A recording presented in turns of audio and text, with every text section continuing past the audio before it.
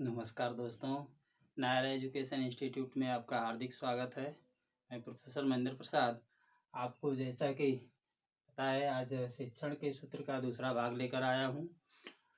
इसके पहले मैं आपको सरल से जटिल की ओर तथा ज्ञात से अज्ञात की ओर नामक शिक्षण सूत्र को लेकर चला था। सरल से जटिल की ओर जो मैंने बताया था,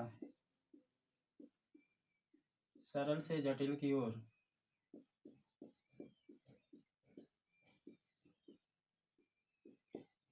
इसमें आपको क्या सरल है और क्या जटिल है इसके संबंध में एक उदाहरण दिया था। कहानी के रूप में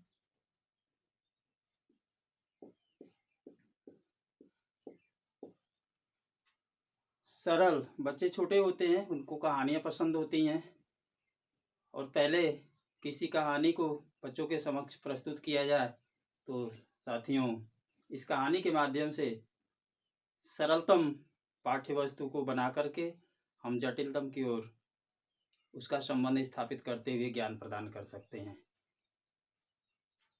इसमें मैंने बताया था कि अगर किसी राजा के वंशज को बालकों के समक्ष प्रस्तुत करना है, बताना है, तो पहले एक कहानी के रूप में जो है कि उसे प्रस्तुत किया जाए, इसके बाद जो है वंशावली को प्रस्तुत किया जाए। दूसरे नंबर पे हमने बताया था ज्ञात से अज्ञात की ओर।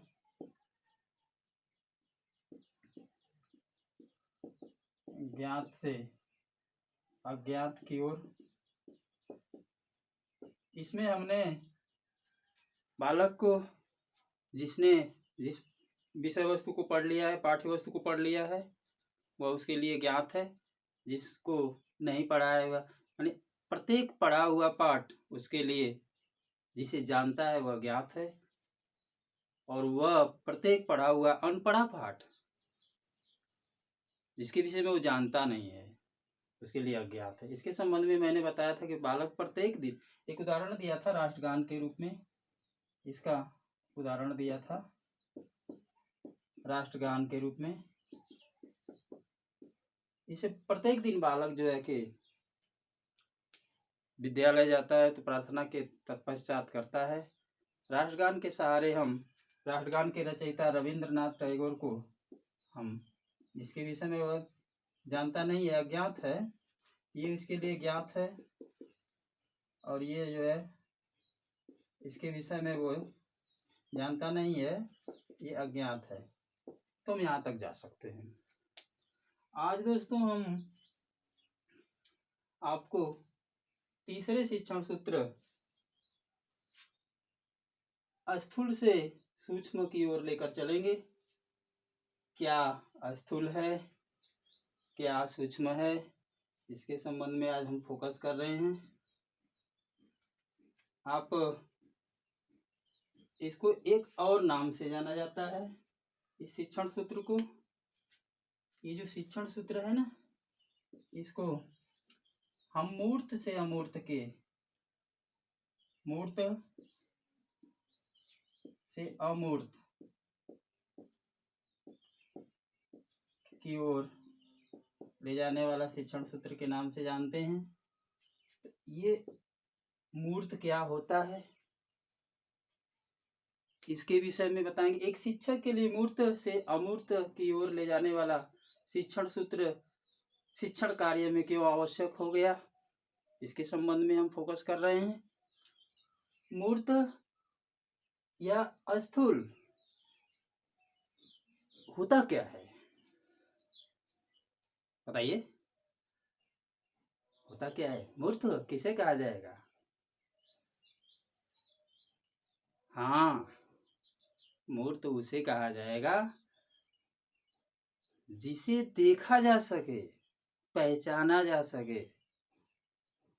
संसार की जितनी भी वस्तुएं हैं जो हमारे नेत्रों से दिखाई देती हैं, जिसे देखा जा सकता है, पहचाना जा सकता है, वह हमारे लिए मूर्त हैं।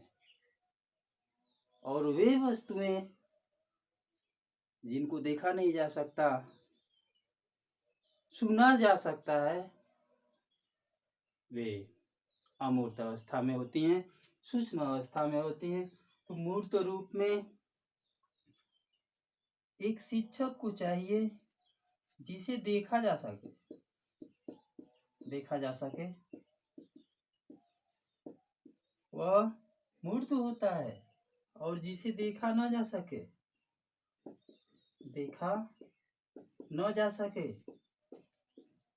वह क्या होता है? वह अमूर्त होता है।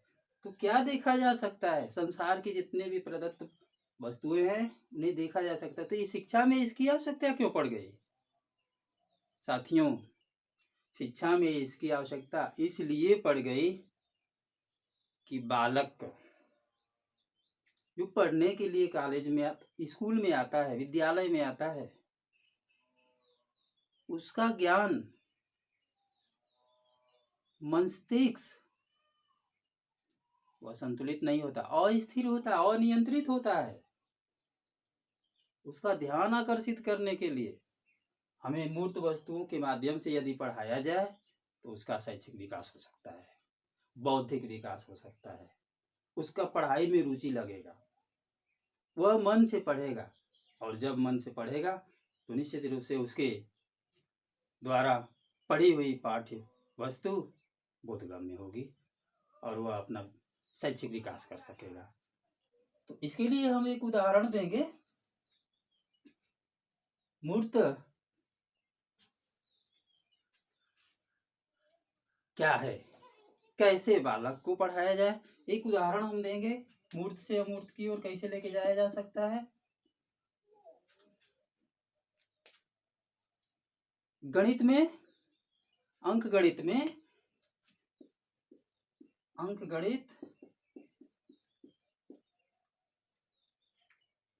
बालक को यदि कहा जाए कि 2 और 3 मिलकर के 5 होते हैं,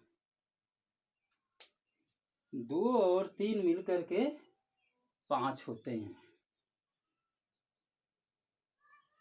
तो ये केवल कह देने से होगा क्या? 2 और 3 मिलकर के 5 होते हैं, ये केवल कह दिया जाए तो बालक को समझ में नहीं आएगा, ये अमूर्त अवस्था में चला जाएगा। अमूर्त अवस्था में इसको समझने में कठिनाई आएगी, ये अमूर्त होता है। अगर केवल कह दिया जाए कि 2 और 3 मिलकर के 5 होते हैं, ये अमूर्त स्थिति में हो जाएगा। साथियों, बालक को उसके बौद्धिक विकास को ध्यान में रख करके, शैक्षिक विकास को ध्यान में रख करके, मानसिक स्तर को आगे बढ़ाने के लिए, जिससे कि उसकी बुद्धि लब्धि उच्च स्तर पे पहुंचे, करना क्या होगा साथियों? इसके लिए बालक के एक हाथ में 2 गेंद दे दिया जाए और दूसरे हाथ में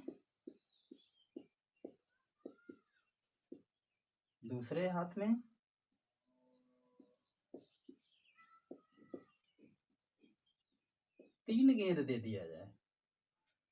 पहले हाथ में 2 गेंद, दूसरे हाथ में 3 गेंद। ये गेंदे क्या है?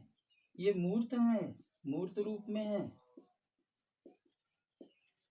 ये मूर्त रूप में है। इसको देखा जा सकता है, पहचाना जा सकता है, केवल कह देने से। आपने गेंद को देख लिया मूर्त अवस्था में, आप सोच रहे होंगे कि अमूर्त होता क्या है, केवल कह देने से बालक समझेगा कैसे? मैं आपको समझा रहा हूँ, आप आने वाले समय में भावी शिक्षक बनने जा रहे हैं। मैं आपको समझा रहा हूँ, किसी व्यक्ति के गुण को देखा नहीं जा सकता है, वो अमूर्त होता है। गुणों को देखा नहीं जा सकता है, अमूर्त होता है। तो यहाँ पर जो है कि 2 और 3 दिखाई नहीं दे रहा था, केवल कहा गया तो अमूर्त स्थिति में आ गया। और मूर्त रूप में बालक के समक्ष पाठ्य वस्तु को पढ़ाने के लिए ये जो एक हाथ में 2 गेंद, दूसरे हाथ में 3 गेंद जो दिया जाता है, ये मूर्त रूप में उपस्थित है। और इसी को कह दिया जाए कि बालक दोनों हाथ में मिला करके देखो और बताओ कि तुम्हारे हाथ में कितने गेंदे हैं। तो जब ये दोनों को मिला देगा तो ये 5 गेंद हो जाएगा। बालक आसानी से बता सकता है कि हमारे हाथ में 5 गेंद है। साथियों, इस प्रकार से यदि बालक को पढ़ाया जाए, मूर्त रूप में जब बालक पढ़ेगा, मूर्त वस्तुओं को देख करके पढ़ेगा, उसके सामने वो स्पष्ट रूप से उसके साथ क्रिया करके पढ़ेगा, तो निश्चित रूप से उसके ज्ञान में वृद्धि होगी, उसका बौद्धिक विकास होगा, मानसिक विकास होगा। जब इसको कई बार उसको हम पढ़ा लेते हैं तो इसको हटा देंगे और फिर जब इस रूप को ले लेंगे कि 2 और 3 मिलकर कितने होते हैं, तो बालक अमूर्त स्थिति में जाकर के उसको अनुभव हो जाता है, ज्ञान हो जाता है, उसके ज्ञान का विस्तार हो जाता है। और ऐसी स्थिति में वो जो है बता सकता है कि 2 और 3 मिलकर के 5 होते हैं। साथियों, इस तरह से हम बालक को मूर्त स्थिति से अमूर्त स्थिति में लेकर के ज्ञान प्रदान कर सकते हैं। तो ये रहा मूर्त से अमूर्त की ओर ले जाने वाला शिक्षण सूत्र। अब अगले शिक्षण सूत्र की तरफ हम चलते हैं। क्या है अगला शिक्षण सूत्र? पूर्ण से अंश की ओर। क्या है? पूर्ण से अंश की ओर। घबराइए मत, अभी जो मैं पढ़ा रहा हूँ आपको लास्ट में प्रश्न दूंगा और आप जो है कि उसका आंसर कमेंट में लिखेंगे, आप उत्तर देंगे कि कैसा लगा। आपके लिए UP TET, C TET, super TET, अन्य प्रतियोगी परीक्षाओं में 100%, 1-2% की बात नहीं, 100% शिक्षण सूत्र से, शिक्षण कौशल से, शिक्षण विधियां प्रविधियां से प्रश्न पूछे जाते हैं। मैं दावे के साथ कह सकता हूं कि आप जब भी UP TET, C TET, super TET की परीक्षा में जाएंगे तो शिक्षण सूत्र से 100% कोई ना कोई क्वेश्चन, 1-2 क्वेश्चन मिल जाएगा, ये मेरा दावा है। अब मैं आपको पूर्ण से अंश की ओर ले जाने वाला शिक्षण सूत्र की तरफ ध्यान आकर्षित करना चाहूंगा। पूर्ण होता क्या है, अंश क्या होता है? पूर्ण होता क्या है, अंश क्या होता है? इसकी शिक्षा में क्या जरूरत पड़ गई, शिक्षण में क्या जरूरत पड़ गई? बालक के समक्ष एक शिक्षक को शिक्षण कार्य करते हुए इस शिक्षण सूत्र का आवश्यक क्यों हो गया कि इसको भी शिक्षण कार्य के लिए रहना जरूरी है? इसलिए जरूरी है कि पहले बालक को यदि पाठ्य वस्तु जो पढ़ाए जाने वाला प्रकरण है इसका पूरा ज्ञान दे दिया जाए, जिससे कि बालक को समझ में आ जाए कि हमें इसके विषय में पढ़ना है। तत्पश्चात उसके छोटे छोटे अंशों को, खंडों को बता करके पढ़ाया जाए तो बालक को आसानी से समझ में आ जाएगा। पहले बालक को पूरा ज्ञान समझाकर, क्या करके? समझाकर, फिर छोटे छोटे खंडों में उसको विभाजित करके, छोटे छोटे खंडों में विभाजित करके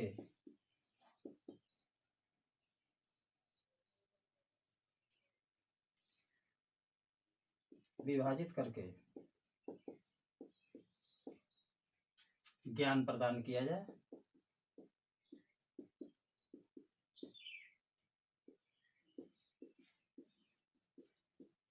बड़े आसानी से उसको समझ में आ जाएगा। साथियों, पूर्ण क्या होता है, मैं आपके समक्ष प्रश्न छेड़ा हूँ। पूर्ण होता क्या है और अंश क्या होता है? आप लोग पढ़े हैं गणित में, अंश बटा हर। क्या? अंश बटा हर। ये हर ही जो है पूर्ण होता है। ये हर जो है पूर्ण होता है और अंश जो है इसी का जो है कोई भाग होता है।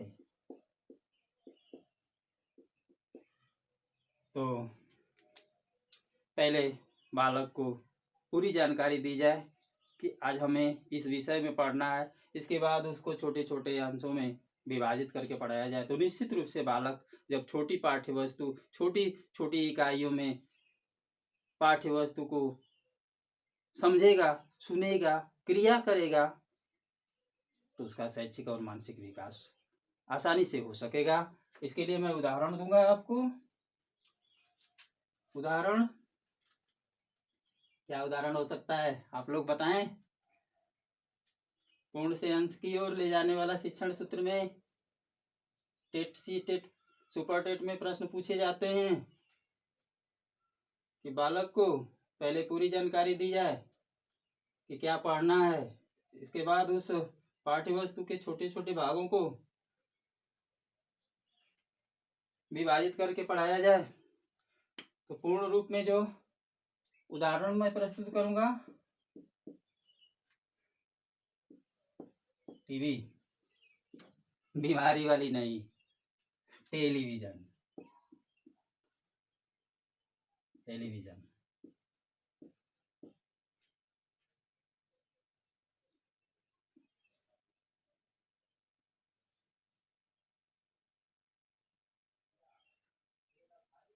टेलीविजन दूरदर्शन लिख दें। चलिए, टेलीविजन के विषय में बालक को बताया जाए। ये क्या है? पूर्ण रूप से पूर्ण है, पूर्ण रूप। और इसके अंश की ओर ले चलेंगे तो इसके अंश में इसका जो है क्या होगा? टेलीविजन। टेलीविजन के जो भाग हैं, पार्ट्स हैं, उसके विषय में जैसे स्विच है, ऑन ऑफ,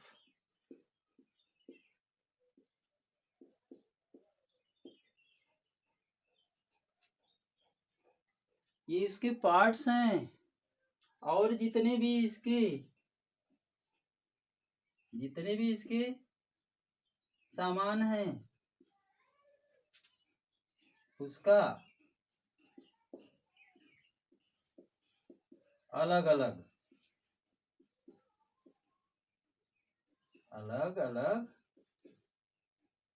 जो भाग हैं उसके विषय में ज्ञान प्रदान किया जाए। तो बालक टेलीविजन को जान गया, ये पूर्ण है कि टेलीविजन के विषय में हमें पढ़ना है। उत्सुकता उसमें होगी कि आज हम टेलीविजन के विषय में पढ़ेंगे। जान गया। अब शिक्षक को चाहिए कि टेलीविजन को पढ़ाने के लिए टेलीविजन के विषय में छात्र जानकारी करे। उसके छोटे छोटे भाग हैं, छोटे छोटे पार्ट्स हैं, उन पाठों के विषय में एक एक करके जब छात्रों के समक्ष प्रस्तुत करेगा तो बड़े आसानी से धीरे धीरे सीख सकेंगे। साथियों, मैंने कहा था कि अंत में मैं एक क्वेश्चन आपको दूंगा, एक नहीं 2 ले लीजिए ना। तो आज मैं आपको क्वेश्चन दे रहा हूं, आप कमेंट में उसका उत्तर देंगे। मैं उत्तर नहीं बताऊंगा, बाद में बताऊंगा। कमेंट में देखूंगा कि आपके जो उत्तर आ रहे हैं सही हैं कि गलत हैं, मैं बाद में बताऊंगा। तो आज का प्रश्न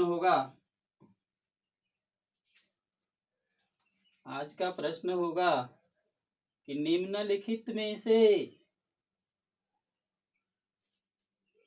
शिक्षण सूत्र है, निम्नलिखित में से शिक्षण सूत्र है, क्या है? अभी मैं बता रहा हूं कि निम्नलिखित में से शिक्षण सूत्र है।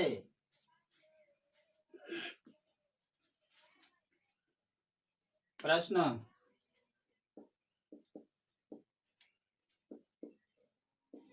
निम्नलिखित में शिक्षण सूत्र है।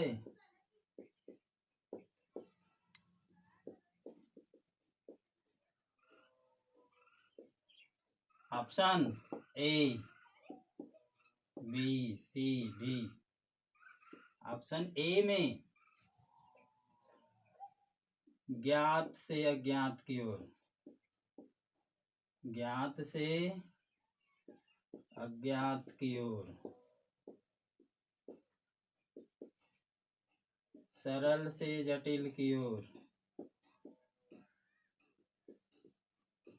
जटिल की ओर, उपरोक्त दोनों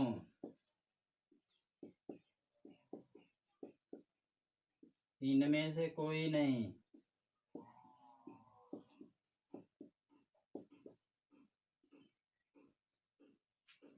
ये पहला क्वेश्चन है। प्रश्न दूसरा,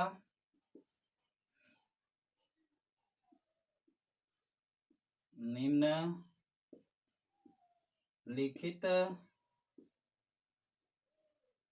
में शिक्षण सूत्र नहीं है। ऑप्शन ए, निम्नलिखित में शिक्षण सूत्र नहीं है, सरल से जटिल की ओर।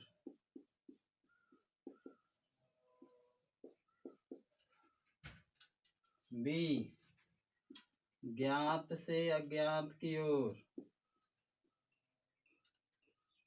ज्ञात से अज्ञात की ओर।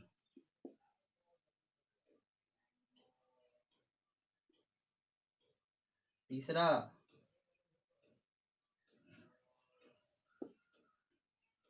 मूर्त से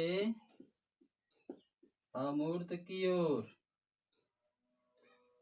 मूर्त से अमूर्त की